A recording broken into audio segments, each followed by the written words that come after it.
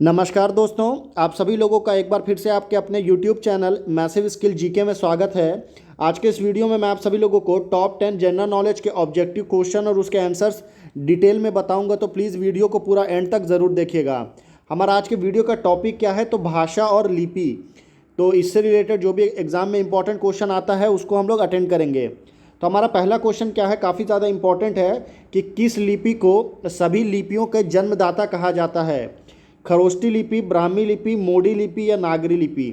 देखिए, किस भाषा को सभी भाषाओं की जननी कहा जाता है, तो ये तो आपको पता होगा वो भाषा का नाम क्या है। तो वो लैंग्वेज है हमारी संस्कृत। ठीक है, संस्कृत को भाषाओं की जननी कहा जाता है। पर यहाँ पर भाषा की नहीं, यहाँ पर लिपि की बात हो रही है।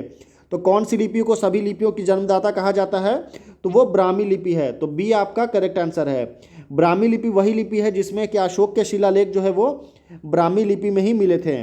अगला क्वेश्चन देखते हैं, क्वेश्चन नंबर 2 है।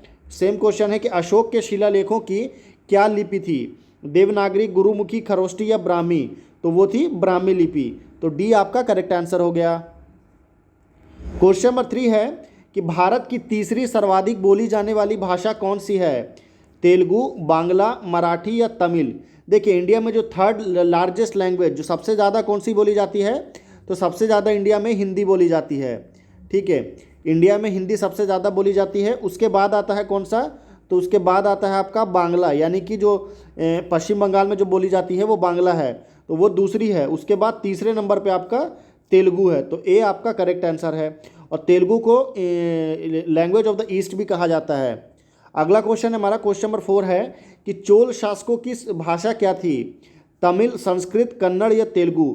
तो चोल शासक जो है वो चोल, चेर, राष्ट्रकूट, ये सब कौन से जोन से आते हैं। अगर आप इंडिया का मैप देखेंगे तो ये सब जो सारे साम्राज्य हुए हैं वो दक्षिण भारत के साम्राज्य हैं। ठीक है, तो जो चोल वंश था वो मुख्यतः तमिलनाडु में था। और तमिलनाडु में कौन सा वंश है, तो तमिलनाडु में कौन सी लैंग्वेज बोली जाती है, तो तमिलनाडु में तमिल बोली जाती है। तो इसीलिए चोल शासकों की जो भाषा थी वो तमिल थी। वहाँ पर संस्कृत भी प्रमुखता से बोला जाता है। अगर एग्जाम में आपका दोनों ऑप्शन में दिया है तो आप तमिल मारेंगे, और अगर आपका तमिल ऑप्शन में नहीं है तो आप संस्कृत को टिक कर सकते हैं। अगला क्वेश्चन है, क्वेश्चन नंबर 5 है कि हिंदी भाषा भारतीयों का प्रतिशत लगभग कितना है, यानी कि कितने प्रतिशत लोग इंडिया में हिंदी बोलते हैं। 50%, 40%, 45% या 55%। तो देखिए, हिंदी जो है भारत में वो लगभग 40% लोग बोलते हैं। तो बी आपका करेक्ट आंसर हो गया।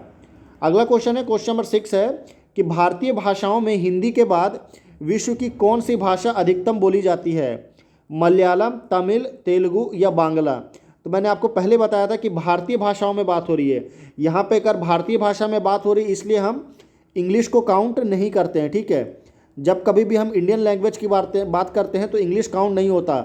और इंग्लिश जो है वो हमारा जो 22 लैंग्वेज जो हमारा 8 शेड्यूल में, यानी कि 8वीं अनुसूची में, जो 8वें अनुसूची में जो 22 लैंग्वेज इंक्लूड है उसमें इंग्लिश नहीं है। ठीक है, तो इसलिए हम इंग्लिश के बारे में डिस्कस नहीं करते हैं।